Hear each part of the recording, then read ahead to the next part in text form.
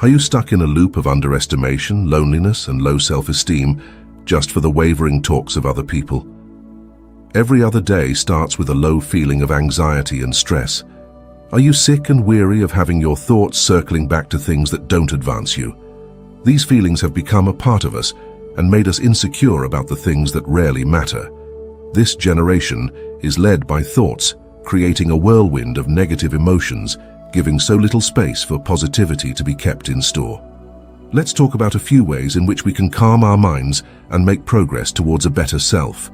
Let's start with a few deep breaths of 4, 3, 2, 1. In the faster progressing world, a comparison is what leads this generation. To enhance our outlook, we overlook someone's possessions and start feeling disheveled. So the first step is to be yourself and feel free about it. As soon as you wake up with the sun's rays on your face, unleash your thoughts and feel free about yourself. Speak good things to yourself in the mirror and dress up in the best of your clothes. Admire yourself and get out for your work in a cheerful manner. Choose the freedom to be yourself and not copy someone else. Pamper yourself with self-care and self-love. Your soul needs that, like a twig needs water to grow. Trying to be someone else drains you of the energy and makes you dry from within, depriving you of the energy fostering your growth. As you channel this positive energy for creating bigger things in life, you make so much big out of little scatterings gifted to you.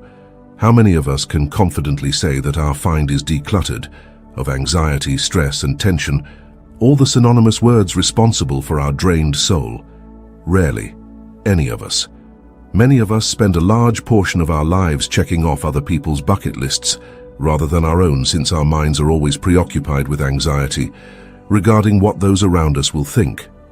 The attention that should have been fixated on just one thing making miracles is now divided for these anxious states of mind.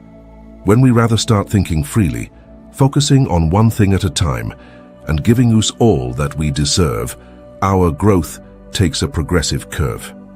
This new energy gives us mental clarity, and we look at the bigger picture more clearly and spend our time constructively. Overthinking can be said as one of the reasons for this anxious state of mind. The little things have no significance on our growth and prosperity, keeping our minds clouded for no obvious reasons, and we end up spending so much of our energy into nothingness. As we distribute this newly found energy on keeping our mind on one thing at a time, we find it easier to focus, concentrate, and create a strong and charismatic aura around ourselves. Taking a step further on the ladder to self-improvement, let us stop caring about what others will say.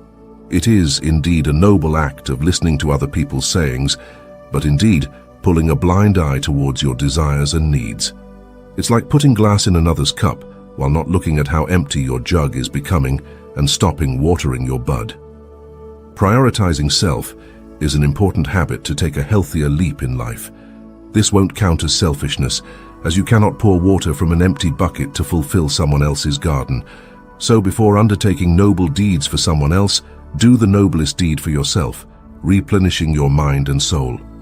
When you make decisions with self-harmony, they are bound to be more cheerful, more enlightened, progressive, and ablatomagnetic kind and giving people to you without the need for exertion. You advance toward becoming a better mom, a better sister, a loving wife, or even a better husband, a better father, and a good human being overall. In another scenario, when you spend your time flipping through others' thoughts, you turn towards becoming a saddened, demotivated, and frustrated individual. Your mind becomes a reservoir for useless thoughts which dampen your shine. Eliminating the otherwise, channel your thoughts towards igniting your passion and doing something you love, and you will emerge as a more radiant person. Creating and protecting your boundaries helps you rejuvenate, refurnish, and restart your life in a presented direction. This helps you grow spiritually as well. Making your boundaries isn't a rigorous task, as we always say to ourselves. It just takes clarity of our thoughts, our wants and needs, and the goals we want to accomplish in our life, and make a list out of them. Put them on a piece of paper and follow them, and you will unfold your life in the best of its colorful hues and make your soul more open to progression. In this age of social media, all of us from children to adults abide by looking forward to fake personas and trying to be like them, layering our authentic selves. This is a psychological phenomenon that has been triggering this generation ever since childhood and keeping them at bay from embracing their real self. There is nagging from family, peers, and everyone around, dictating how they should look, how they talk, dress, and behave, even though it puts a facade on their authentic being. This can sometimes tend to be overwhelming. It can sometimes make you wonder if you are not doing good enough for yourself despite putting so much pressure on yourself. We look at stories of others, them enjoying the club, and look downward at ourselves, which impacts our mental health negatively and keeps us from blossoming to the best of ourselves. Being an introvert, we can sometimes ask questions if we are not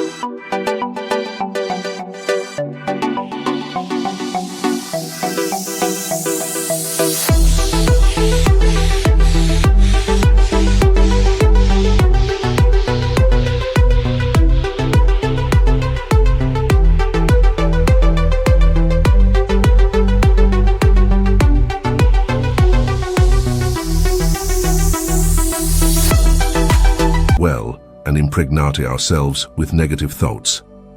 Though now, it might be okay, but it has started draining us physically, emotionally, and spiritually. Changing even a part of self corrodes our self-esteem and makes us lose sight of the obvious sometimes. Now, taking a deep breath and with a huge smile, let's hug ourselves, embracing ooze from one end to the next. Didn't you feel like coming home after having lost your path? It's an endearing experience where we learn to love ourselves despite our imperfections. Your newly found self is more unique, genuine, and more profound. It is such a serene feeling when you stop expecting from others and tend to water the garden of happiness within you, your soul. Authenticity attracts authenticity, and likewise good vibes attract genuine people. It's an enriching experience to be unapologetically yourself. You find it easier to get out of your comfort zone and embrace something out of your league. When you work according to yourself, you rise and shine and flower a new bud in your garden. So start being your original self and don't push too much if it keeps hurting your soul. All of us want to become independent, be it financially, emotionally, and physically, isn't it? But are we sticking to our notion as we keep searching for our happiness in someone else? Will we be able to become truly happy unless we keep asking for others' shoulders to lean on despite becoming our pillar? Don't give your keys to happiness to someone else, as it makes you vulnerable and easily manipulative. You become unaltered and can surpass any challenge. When you stop getting affected by the outside world, you create a little home of happiness within yourself. You stop reacting to the ups and downs created by outside situations and focus on your mental peace. Emotions are an important aspect of one's personality, and once you learn to create a balance between your emotions, you become